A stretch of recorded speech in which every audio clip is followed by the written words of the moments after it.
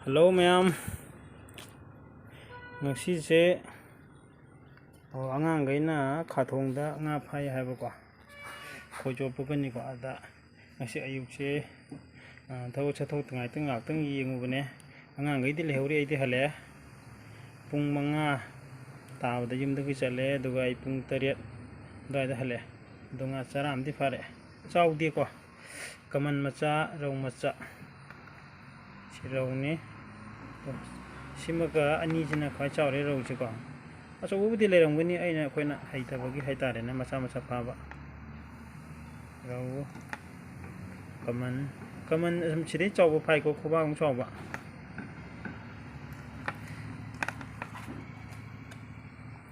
rau ngakne namba the mafam je nambol khathong thong dudagi lalaga awangnom thangba adugi khitang marum haitare adu ai map ta location hapcharamge khathong thong hek lalaga khonang mukhong dagi oirom da haijalaga ero piri base asida khoichopam ni ko hoju lage ju maikai homong loina khoichop yai si jaga jini adu ma'am khoichopaga nga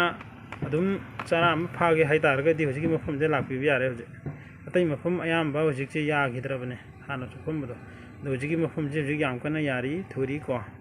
ai nga kuncha amuk sui nga picture baiwani do asauba phabat matam nangtre ai nga haktang khak phar koni na ko adum nungding ge mi yam phana bane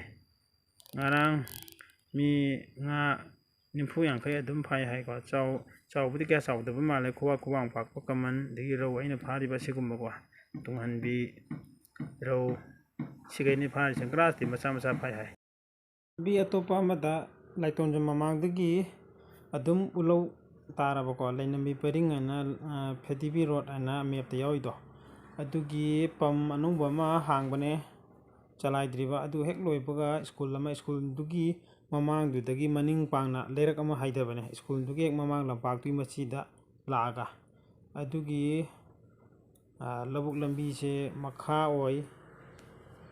maning oi cheplakna adum piktak torga chapane gari loi chapya yabane kaim cha kai gami ada gari chopho la thoujil howi ko ado chingani thobo budi yai amanung tan hore maning halaga thokdok taba mamai leifam di leite chumting thobudi yam khom challe garim chagi di yamna bes oira adom side route ama lei amana khathong dagi lakpa animak yai ado kaman macha kha ulake sida phaba isi kaman macha angana phabani ina phabani te ko ngarang pharak ne mana ado si kaman macha aso busu phai hai chino mayam nga phaninga ga di aso budi na te ko pham jida lakpiro ai nupi gi ba lambi ani de lakpi ani ado mayam na nuksibiduna chanbiduna ai gi channel hekujam buju share subscribe comment to biduna mateng mudi support to biramu thakachale